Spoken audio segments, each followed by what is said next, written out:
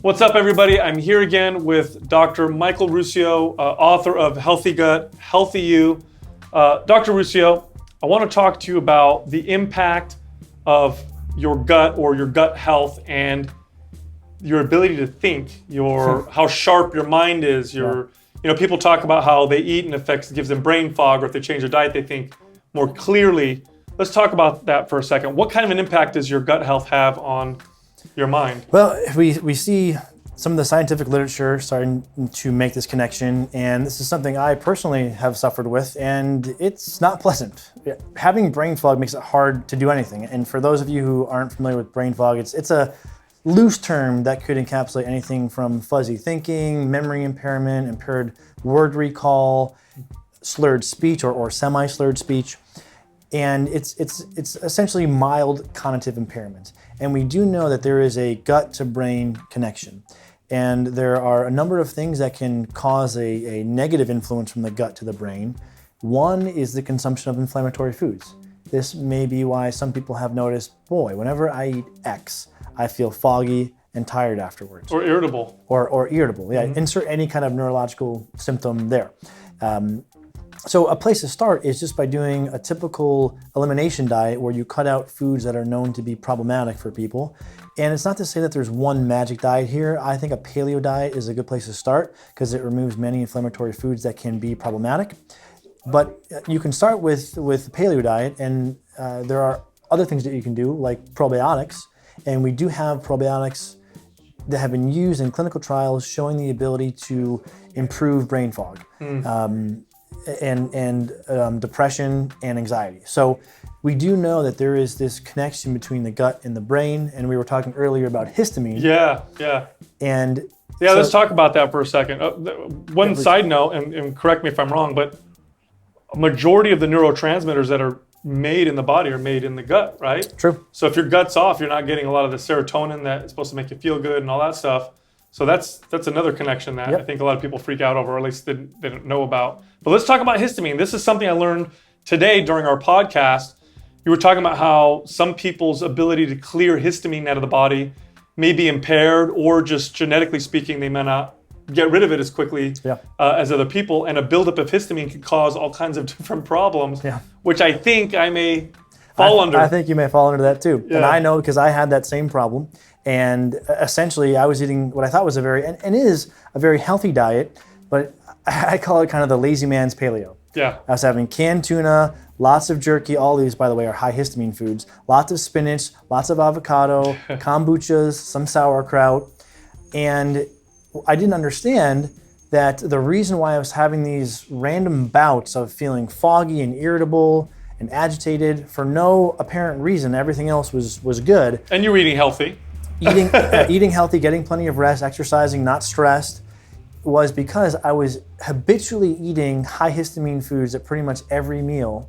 And the way you can think of histamine is a signaling molecule which is in part used by your immune system.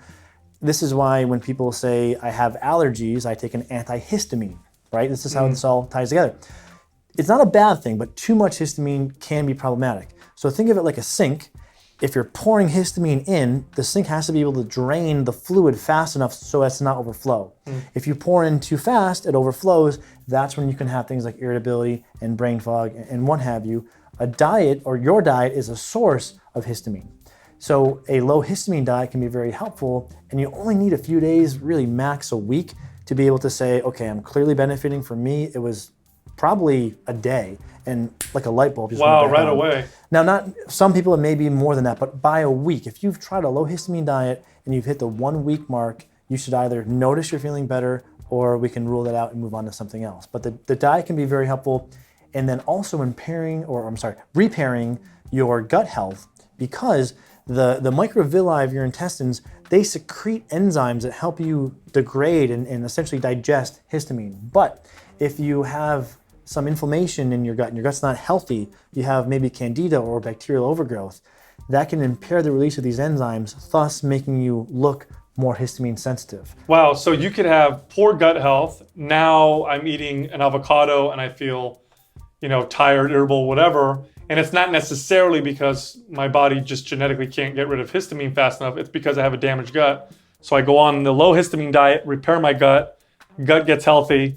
Now I can start to eat more of these histamine containing foods and not get the same. Exactly. And you can have a partial impact from both. You could have a gut that's not healthy, plus genetically you may not be a super robust histamine clearer. But you can't change your genetics, but you can optimize your gut health. So optimizing your gut health will allow you to get to the broadest ability to intake histamine that's possible. Now you mentioned probiotics and their beneficial effects. Now studies are showing on things like depression and anxiety. What are the strains that I'm familiar with are like the lactobacillus and the bifidobacterium. Are those the most common ones? Are those the ones being studied? Yes. So I like to break probiotics into about 4 categories. And what this does is it helps you simplify the hundreds of maybe even thousands of probiotic products down into what category are these. And this helps the consumer be able to say, okay, I'm going to try a category 1 or a category 2 or a category 3 and see how I do. Now the 3 categories, category 1 most well studied would be a blend that is predominated by lactobacillus and bifidobacterium species. That's category 1, it's most well studied, can be a very helpful class. Most common ones to find too. Category of probiotics. Category 2 is actually a healthy fungus known as Saccharomyces boulardii. And there's a number of clinical trials showing benefit with category 2 probiotics. Category 3 are probably the least well known. These are soil-based or spore-forming probiotics, and these are typically known as Bacillus coagulans, Bacillus subtilis, Bacillus licheniformis. And there have been roughly 14 clinical trials showing benefit with these probiotics. And then the 4th and final would be your healthy E. coli or E. coli Nissl 1917, which you can't get in the US, but if you're in Europe or Canada, this probiotic can be very helpful, especially if you have inflammatory bowel disease. There's been some positive studies there. Interesting. Now, when you're taking these probiotics, are they populating your gut like they say they are? Good question. No, That's a misconception. Yeah, that's a misconception. Most probiotics do not colonize you. And actually, ironically, and I elaborate on this in the book, my thinking is that they have more of an antibacterial effect than they do actually.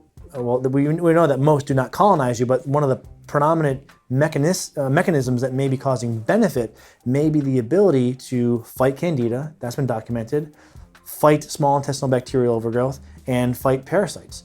Because these probiotics secrete antimicrobial peptides. So if you have an overgrowth, as these probiotics are coming through and having their transient effect, they're secreting antimicrobial peptides, which are beating down this bacterial overgrowth, beating down this fungal overgrowth, and then helping you to feel better. Interesting. Now there are studies, and it might have been you that pointed them out to me, that show that even taking dead bacteria sometimes has benefits. Yes. So there have been a few studies showing that heat-killed bacteria can actually cause a beneficial effect on the host. I guess this just highlights that we know some, but there's so much more we need to learn. And it may also be helpful for people if your probiotic's been out of the fridge for a couple days, don't freak out. You shouldn't store, well, first of all, I should clarify that soil-based probiotics, category 3, do not require refrigeration. But category 1 and 2, the lactobacillus, bifidobacterium blends, and the Saccharomyces boulardii do require refrigeration, but they can be out of the refrigerator for a few days, and that's fine. You shouldn't store them long-term out of a refrigerator, but a short period of time outside of the refrigerator That doesn't kill them too bad? It doesn't appear to have an appreciable impact. Excellent. Thanks for coming on again. My pleasure. Listen, if you have any questions, put them in the comments below. Periodically, we'll visit and try and answer those for you. Also, share this video with your friends. The information is obviously valuable. And finally, subscribe to this channel. We post new videos all the time.